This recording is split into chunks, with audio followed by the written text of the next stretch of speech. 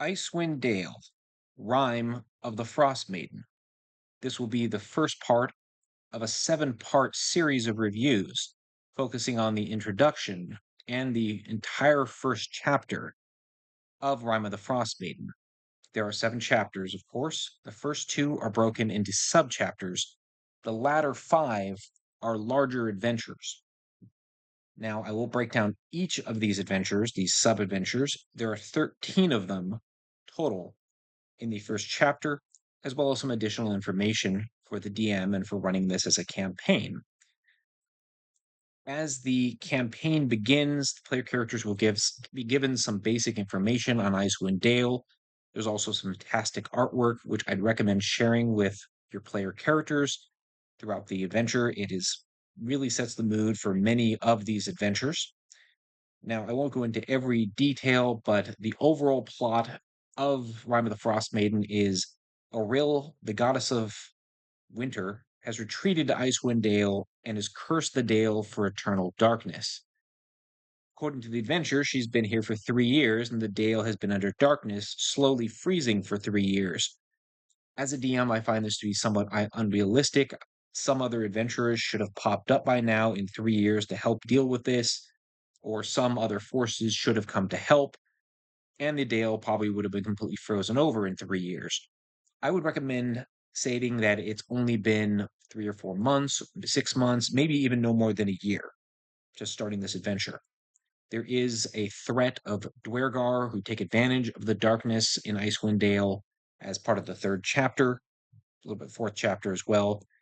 And there's also a fallen Netherese city, which makes up most of the seventh chapter, as well as a small part of the second chapter. It is kind of an odd final chapter as the main threat throughout the campaign is Auril the Frostmaiden, and player characters will deal with her more in the sixth chapter. Although there are many DMs out there that recommend having her continue to be the threat in the latter chapters of the campaign, I also recommend that as a strategy going into this campaign. I'll get more into that though when we get to the sixth chapter. In the beginning of this adventure, player characters will get some basic information as to what this area is like, what just different things that are happening. There's information, for example, about the chartalin, which is a substance made of dark glass like material. This has to do with the crystal shard, which the player characters may be familiar with, as well as the DM from the book series Crystal Shard. The DM might also have run Legacy of the Crystal Shard, which is an adventure that came out between fourth and fifth edition in Icewind Dale, which has some additional locations that the DM could use in correlation with this campaign. I ran my campaign using those locations.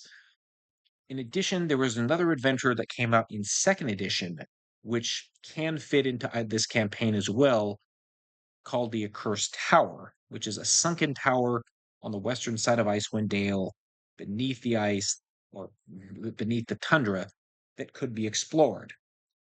I will also note that I have produced maps for most of these adventures, as well as a few side adventures that take place in and around Icewind Dale, including the Accursed Tower and some lesser areas here. I've also included the cavern in Legacy of the Crystal Shard, where Icing Death met its end, or Icing Death's lair. Now, if you want to find those maps, go on to Dungeon Masters Guild and just look for Rime of the Frost Maiden, Icewind Dale Battle Map Bundle. For example, the Cursed Tower maps are there. There's some additional ones. Many of these are wilderness maps.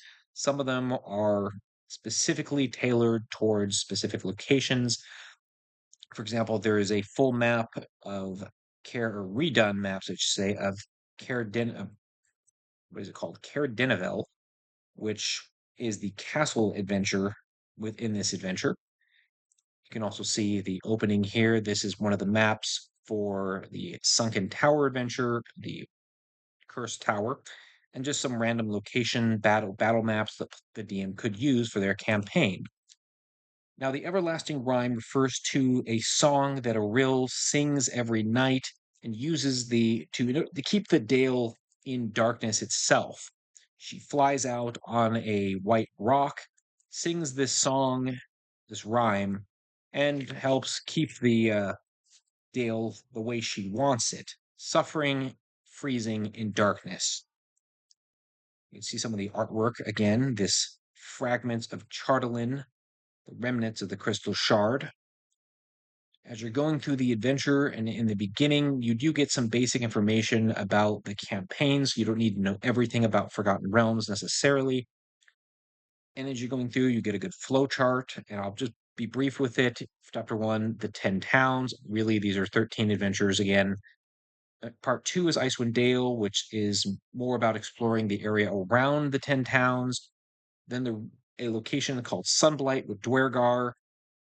A look Number four is more of a series of events with a dragon made of Chartelin that attacks the Dales. Chapter five is more dealing with Auril herself. Chapter six has more to do with the Doom of Yithrin, the follow-up chapter, and is a dungeon crawl, ice themed, of course, on the eastern side of the Dale, which leads to chapter seven. I noted, by the way, earlier that chapter five or chapter six is we fight Auril. It's actually chapter five, my mistake. But the player characters can deal with Auril later as well. Say if Auril is not fully defeated in chapter five and maybe somehow flees to Yithrin as a backup location. A lot of DMs recommend this as how to run this adventure. I recommend that as well, as it makes the adventure make a little more sense rather than these last two chapters feeling like they're glued on to the first five chapters. Now, there is, again, some great artwork, information on extreme cold, information on the knucklehead trout, which players can actually fight as they have their own stat block and all that, and they can bite you and do some serious damage. And just basic information on, pronunciation guides and things like that throughout the adventure. Character backgrounds, the kind of standard stuff you get a lot of these ventures. One of the cool things you do get is the character secrets, and these are basic secrets the characters start at, which such as this one is being a Dritz fan. This is more a tie-in for player characters that just love Dritz and that whole series. There's additional ones like a Littlest Yeti if the player characters have a connection with Yetis or might even have a little Yeti companion, a Yeti tyke. I've actually created an additional amendment for this entire campaign, which is just additional secrets the player characters can start with, which also includes all these secrets. And it's just more secrets that the players could have rather than the basic one. It's also available on Dungeon Masters Guild. Look it up if you'd like. And again, you get more pieces of artwork. And then down here, you get some more secrets and all that before we go into the full adventure itself. Now, as you go in here, we get each of the starting towns. There are 10. There are two quests that take place before you get into the full chapter. These are starting quests. Then there are 11 quests tied in with the towns. There's actually two in East Haven, one of which is quite short, involving a seance.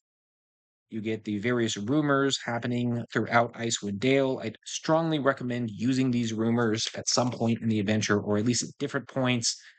For example, the players here in Dugan's Hole, people live in fear of winter wolves that haunt the outskirts of town. They're as big as horses. This might keep the first level players away from Dugan's Hole, but they'll remember that and all that. But they might hear more information, say, about Tourmaline really early on, involving a gang of kobolds. This is one of the starting adventures I'd recommend starting locations. Some of these adventures, I will note, by the way, are definitely for first level characters. Some are better suited for second level. Some, the player characters, should be third or even fourth level, such as fighting anything to do with a giant frost giant skeleton or, say, winter wolves.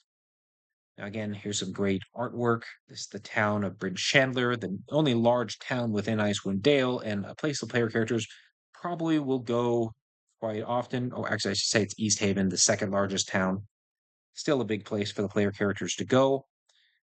There's winter survival gear, a few other little things. Here's an axe beak, which is a terror bird, effectively, which somehow has been evolved for winter climates. I guess it's just extra feathery. information on dog sleds, basic information for a cold weather campaign, and some crag cats, which are big, fluffy tundra cats, which the player characters might fight at some point or another, and some other information on the sacrifices to a rill, effectively. Now, there is a cold open that I'd recommend using. This is just basically an intro, setting the feel for the campaign. There's some basic information on the people of the Dale, including the 10 towners, which are mostly humans, but a lot of people that are outskirts or well, outcasts, sorry, from different parts of the realms. It might be tieflings, it might be people from just remote areas. It does include at least one red wizard, but it could be just people from the north that are running from the law or people that are running from a particular organization. There are the ragged nomads. They're mostly humans as well that live out into the wilderness in like small tribes. There are mountain Goliaths, possibly cloud giant descent or frost giant descent. That's really up to the DM. The different types of Goliaths weren't defined when this adventure came out.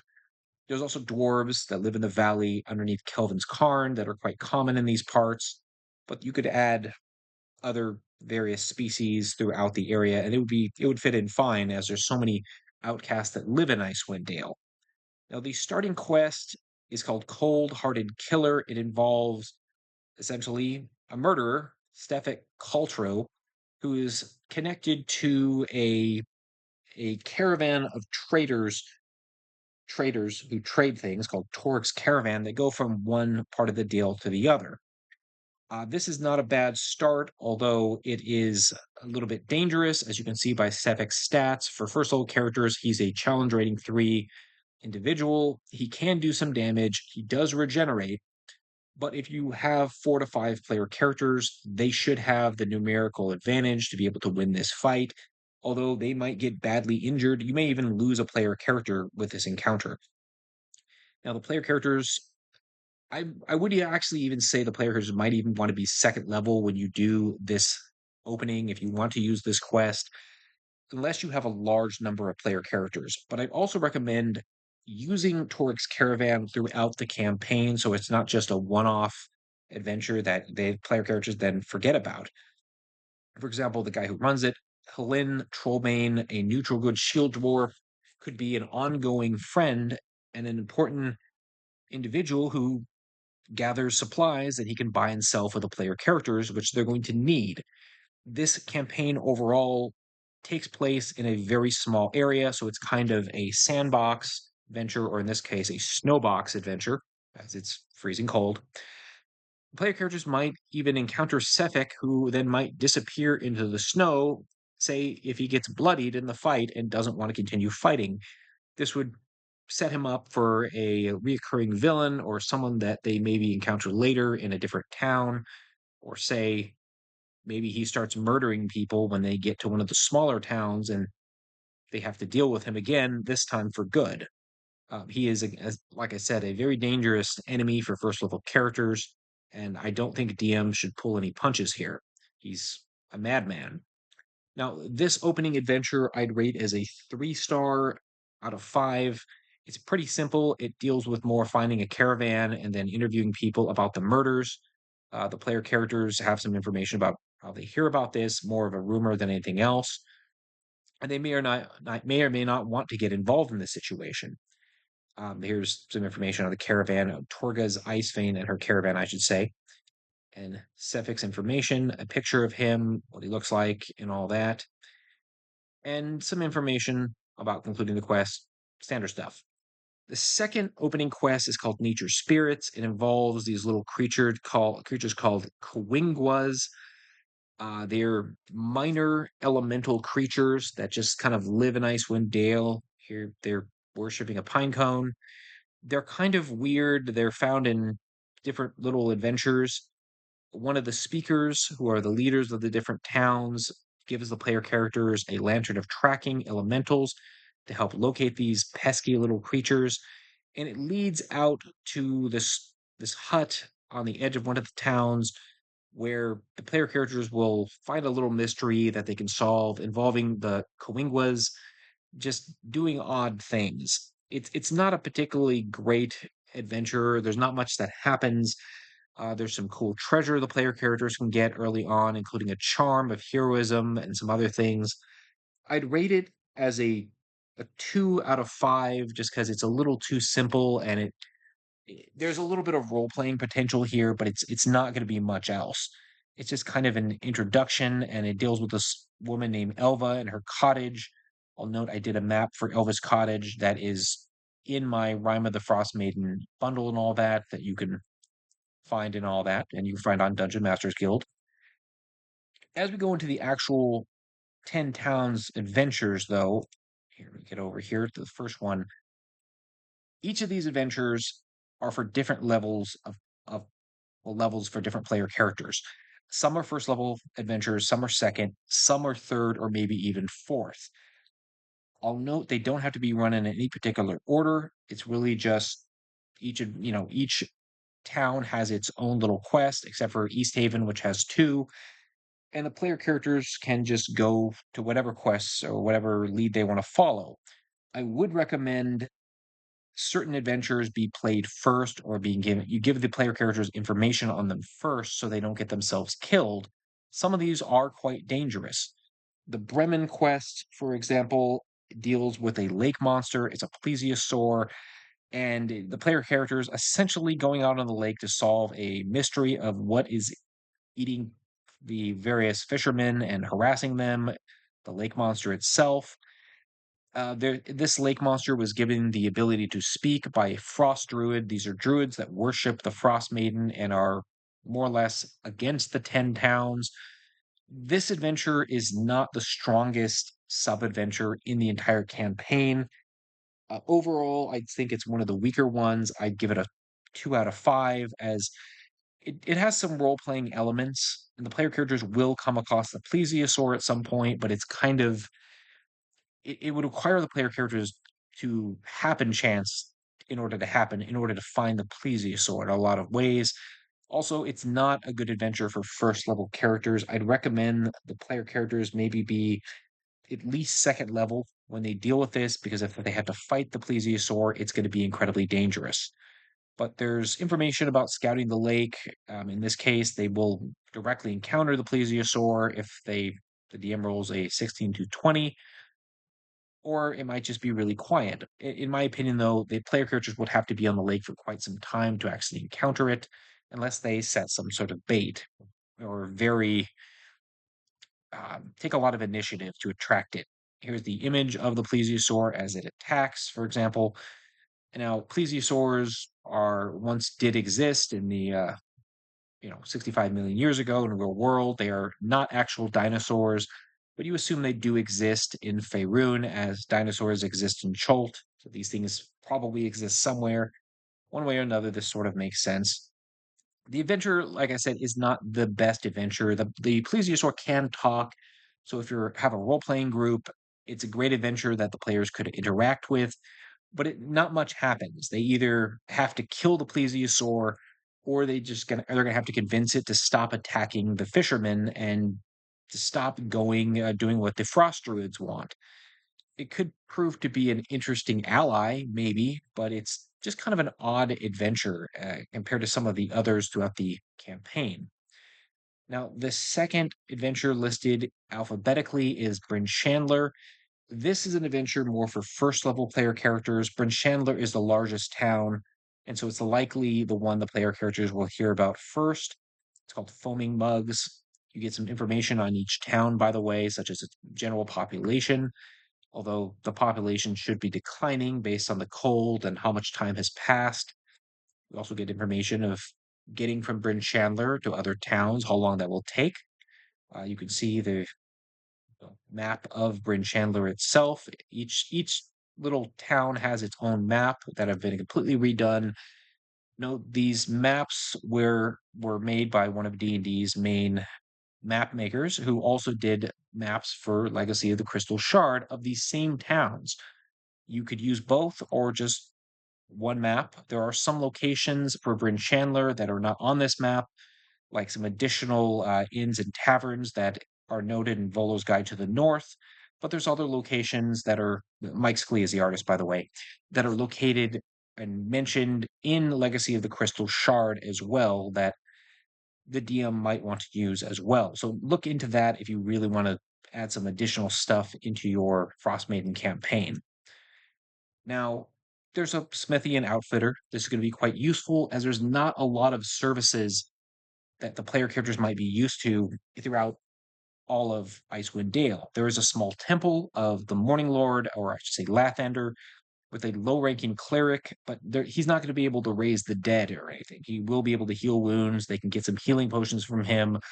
But since it's the largest town, Bryn Chandler is the place where the player characters are going to do most of their trading, although there's a couple other towns that have some trading opportunities.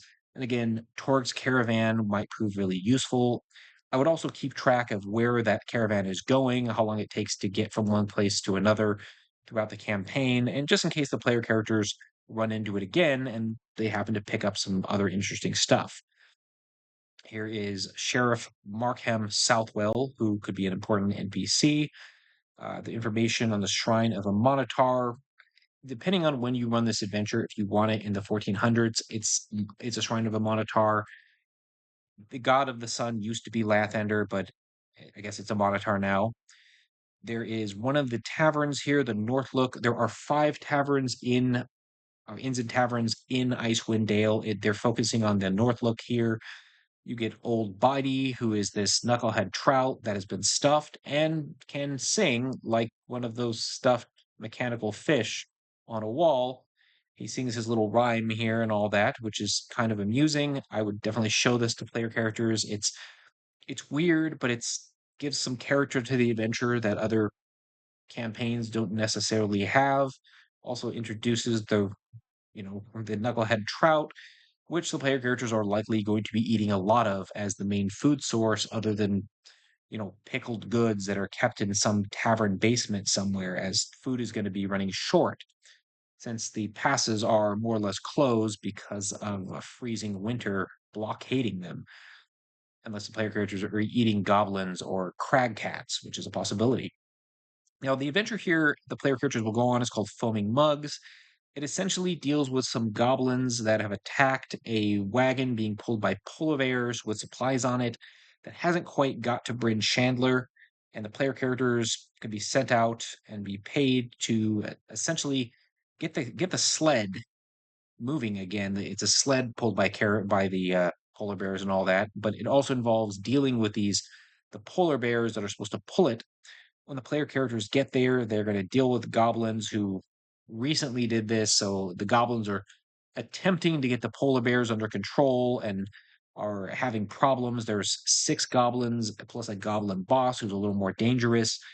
The player characters, if they don't pull their punches well and say get too close to the very angry polar bears, as seen here, the polar bears might just attack them if they don't take this seriously.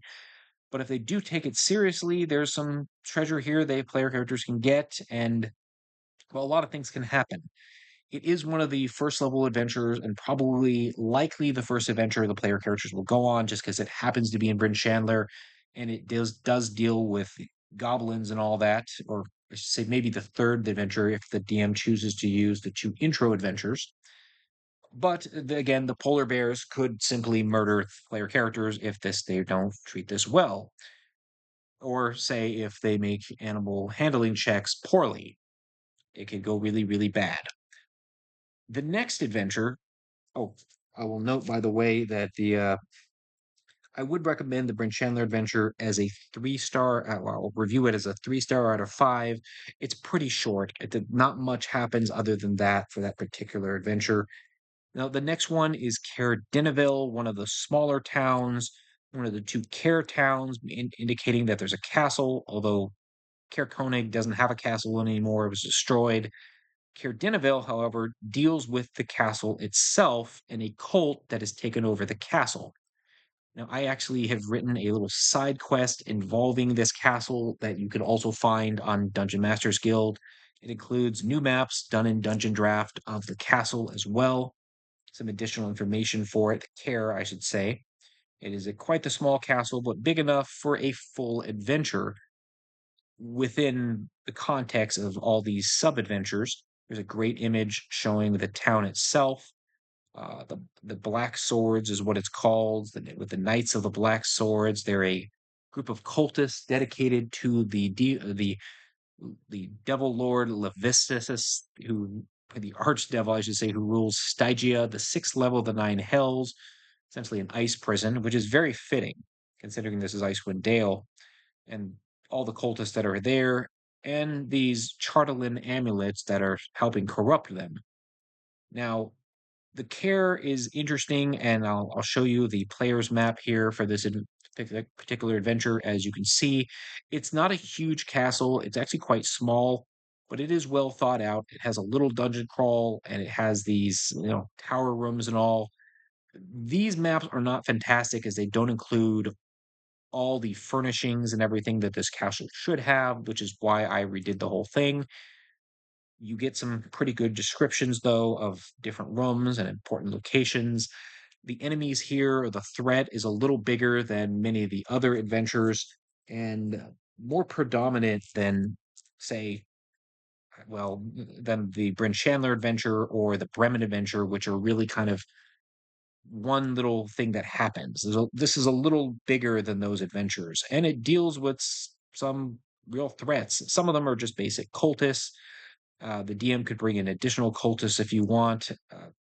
Here's this particular individual who has some. I think he's a cult fanatic, Kadroth. There's also a villain here connected to this situation called Avarice. I believe her name is here. She's in here somewhere. Who is a larger threat that might come into play later as well. Here she goes. Avarice, who is a albino tiefling and a member of the Arcane Brotherhood of Luskin. She is far more dangerous. The player characters may encounter her here with her gargoyles, but maybe she could be a latter threat later in the campaign, which is what happened in my campaign. She got away and was encountered later. You'll note, by the way, there was a one-legged dwarven woman, Hethel Acheron, who is more of an NPC, who might prove to be a useful ally in this particular adventure. And as you go through, the player characters might find some loose treasure and things like that. They might encounter the actual Lord of the Keep, who is a very old man who's being manipulated because of this cult.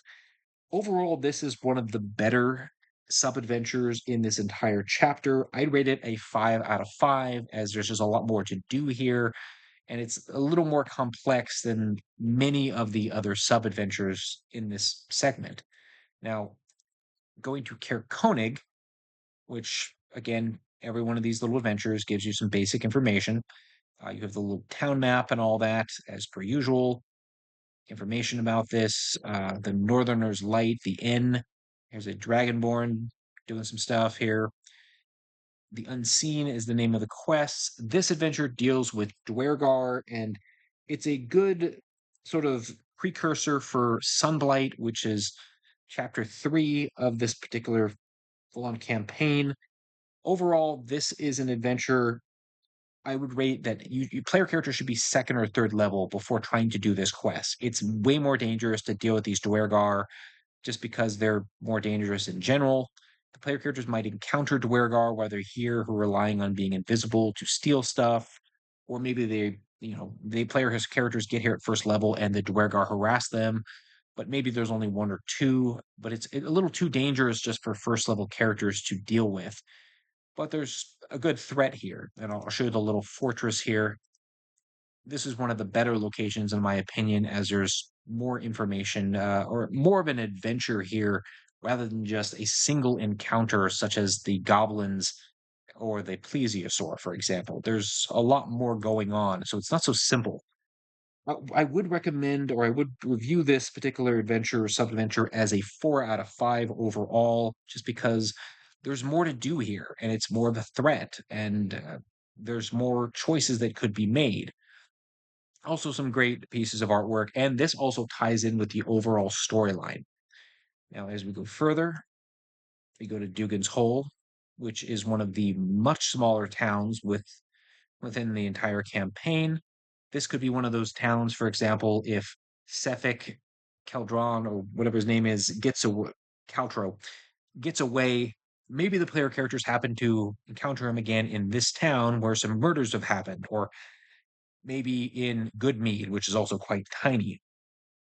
As the player characters get here, they find out there's some winter wolves active in the area who could be causing mischief and eating people as well, which are quite the dangerous threat. So, this is not an adventure you want to bring your player characters into until they're probably at least third level, maybe even fourth level.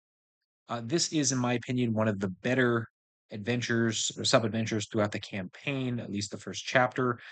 It doesn't just deal with winter wolves, it deals with this abandoned frost giant lodge that is, there were once frost giants there, and now it's just empty, save for some Icewind kobolds and a bunch of wolves, maybe. There could be some additional surprises, and it's not a very big location, but it's definitely different than many of the other locations for these sub adventures. So it's unique. Overall, I rate this particular event sub adventure as a 4 out of 5, as it's just a little different. And there's a mammoth, for example, that's awakened, which could either be an ally or a major threat, depending on how the player characters come into this adventure. And like I said, it's not just a cave adventure, but there's some neat stuff here and some interesting treasure as well. Now, going to East Haven, this is the second largest town in the campaign, so the player characters will probably go here a few times. There's actually two quests here. It says there's just one, but there is a little mini quest, which I'll get to in a second. East Haven has some decent supplies, and again, if you use the maps from Legacy of the Crystal Shard, they add a few additional locations onto this map, which aren't focused on here. And you may find a little bit of information on this in Vogel's Guide to the North as well. I think there's some locations along the street, for example. I can't remember all of them, but they could come in handy for this adventure.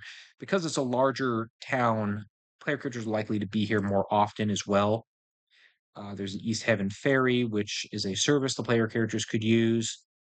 This Dwergar is absolutely tiny for some reason. There's probably a whole story behind that. I think he has the ability to shrink down because he's a mind master. Interesting. The player characters might just encounter more Dwergar here, just in the alleys, for example. And other locations, the Wet Trout, the White Lady Inn. White Lady Inn was an important location in my campaign for this adventure. There is a seance, and this is the first little sub adventure the player characters can deal with. They get invited to this seance, and it may lead to the appearance of a poltergeist that acts as a specter. This is more like a mini adventure, and it's not a great little adventure. It's interesting. I would rate it as a 4 out of 5, but it's really short, and it just might give the player characters some additional information about different areas around the different towns that the spirit might know, but it could go either way. I mean, the players might end up fighting the specter, they might end up just getting information from it. It's kind of a neat little thing. It's better if you have a bunch of players that are actually role players. My group, for example, didn't want to do the seance. One player had a weird issue with it because he didn't like the idea of doing seances, so it didn't happen. The main adventure the player characters will find, though, is called Toil and Trouble.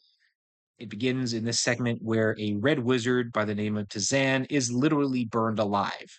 This is pretty hardcore for this campaign, but this campaign has some serious dark moments to it.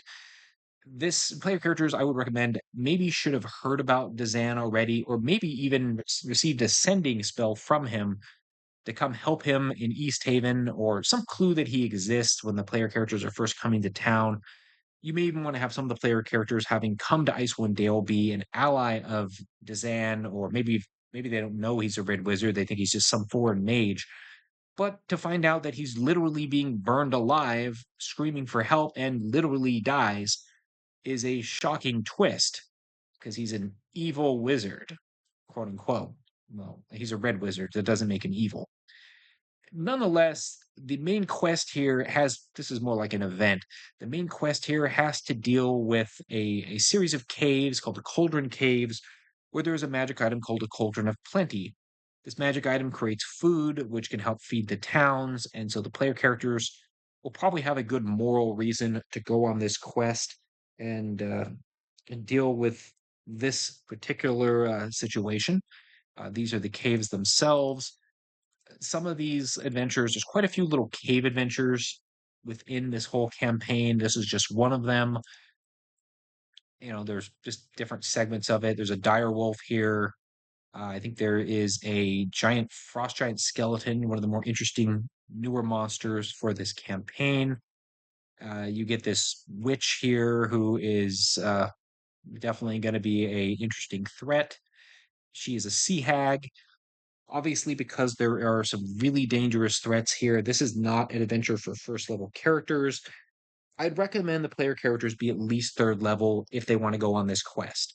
And overall, it's not a bad little adventure. It's like a 3.5. I say that because there's a variety of different creatures here, but it's a cave adventure, and there's not much to it other than that.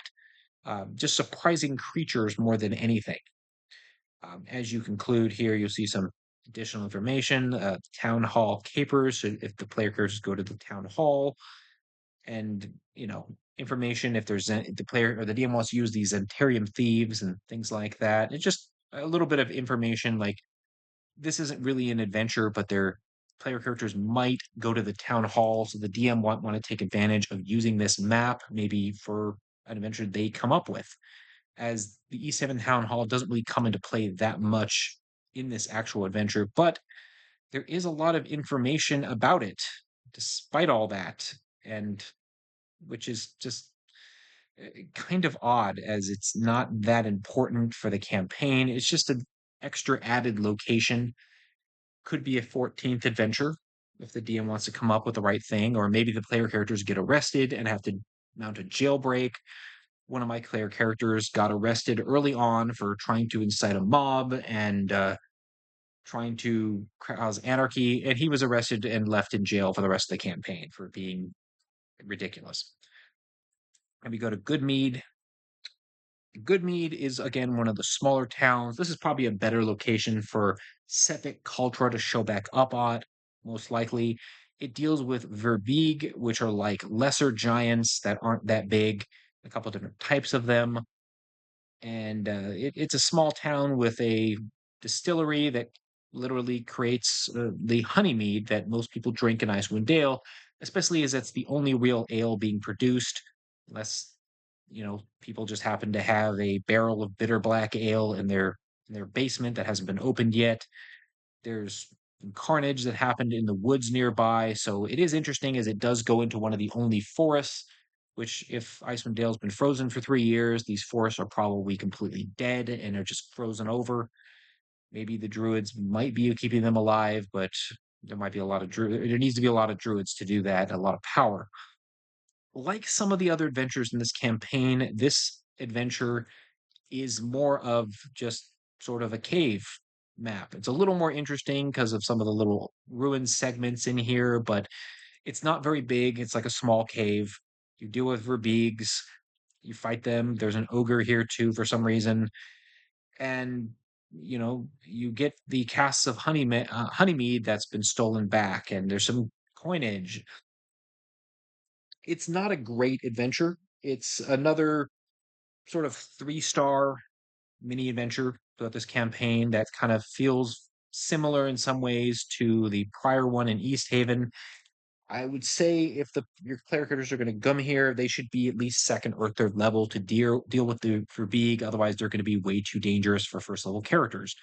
Here's a Verbeeg, by the way. Now, as you go into the next segment, we go to Lonelywood, which is the town that is in the literal Lonelywood forest, the other forest adventure. This deals with, well, a location in the forest, let's say that. There are a few locations here in the town. Specifically, it deals with an elven tomb and this awakened white moose who is able to speak and give the player characters information, of course. There are some potential random encounters that might happen. A banshee at first level is going to probably murder the player characters. Overall, if you use this adventure, the player characters should be third level. I'll go into it in detail in a second, but in my opinion, it's one of the best adventures within the first section or first chapter. It's 5 star out of 5 just because it's very unique compared to some of the others. Now, the player characters might, these random encounters are really going to change how this adventure takes place. Either are not going to have any encounter while tracking the moose, or they're going to deal with something pretty dangerous like a brown bear or a banshee. This could be very interesting. This could also be a murder, more or less, if the player characters just encounter the wrong thing. A wolf pack, by the way, at first level will almost certainly murder your characters.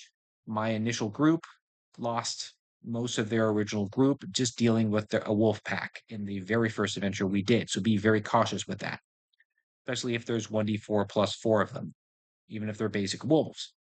Now, this adventure deals with this location, the Elven Tomb, which was built centuries earlier. It has a sundial. It involves a literal tomb with a mummy in it.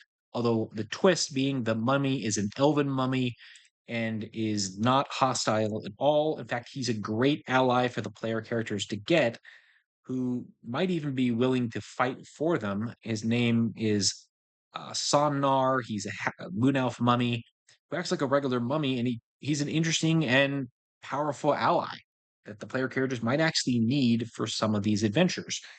Now, the Awakened Moose is another potential threat here, who doesn't want the player characters in the area and is causing mischief around the area for a reason. This does involve well, there's some druidic behavior in the area. I'll put it that way. The druids did awaken the moose and all that.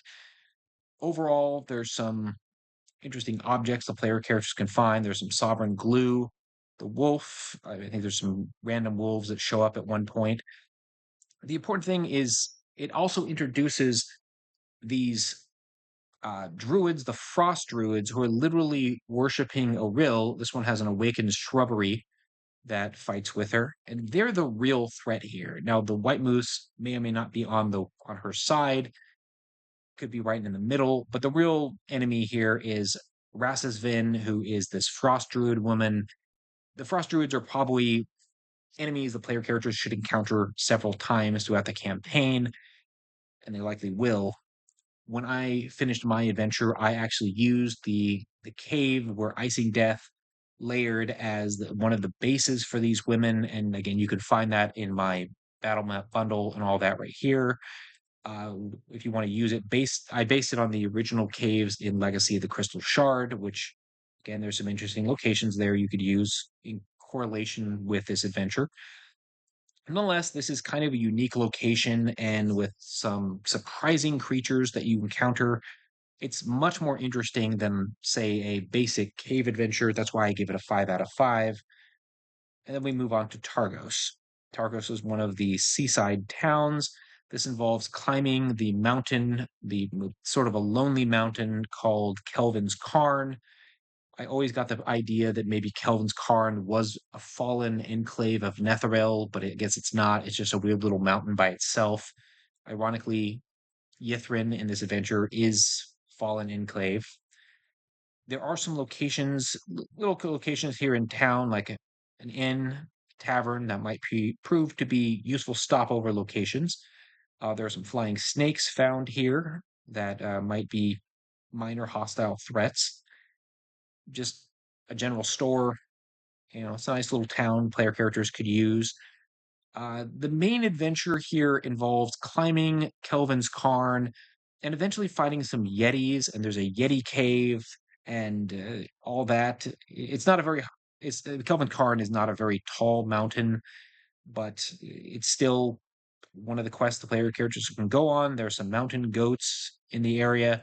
The Yetis are a moderate threat, so I would recommend the player characters be second or third level if they go on this adventure. Overall, it's kind of a weak adventure. It's unique in that it involves the mountain climb, but it just leads to another little cave, smaller than the others, and just dealing with Yetis. Here's a good image of a Yeti. So it's a 3 star out of 5 for sub adventures overall. You can get some basic stuff and basic information, descriptions, and all that here. And there's some trophies. There's another nice piece of art. Say that. This campaign is full of really nice pieces of art. For example, Asterix the Tiefling and an ill-fated mountaineer known as Blue Boots and his Blue Boots, who froze to death, which is pretty hardcore. But this adventure is doesn't pull a lot of punches. There's some decent treasure here, but it wasn't my favorite adventure when I DM'd it. It wasn't my player character's favorite adventure. It was one of the weaker adventures.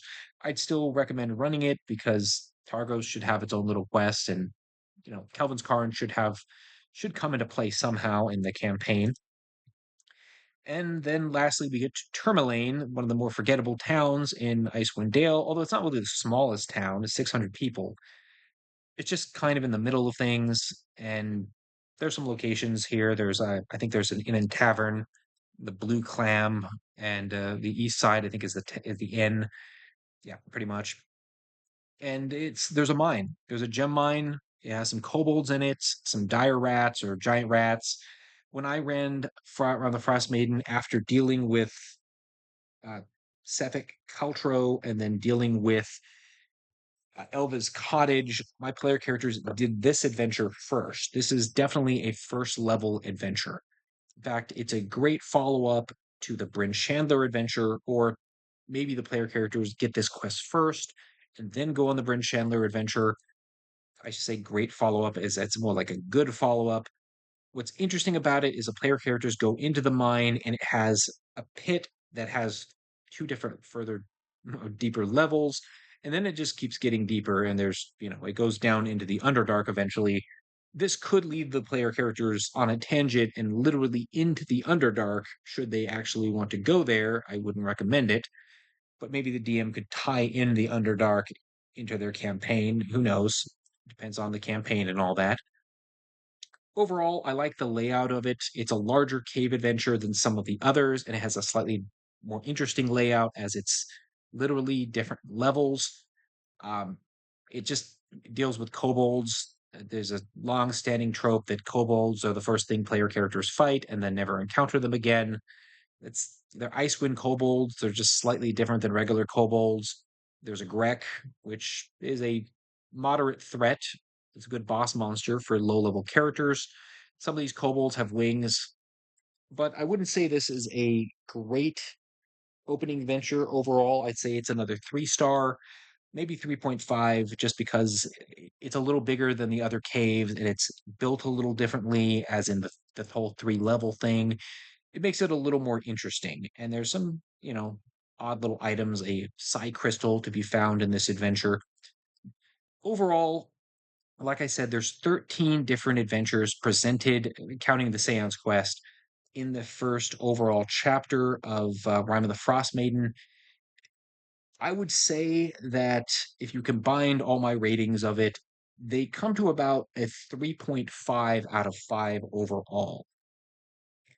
It's very hit or miss. Like I said, there's the Goblin Adventure and the Plesiosaur Adventure, which are kind of, one creature type things or a single encounter. Then you have Caer Dineval, which is just much more interesting and well thought out. And then you have adventures that are very memorable, like the Lonelywood Adventure dealing with the Elven Tomb, which are so unique. And definitely, I feel like the campaign could have used more adventures like that.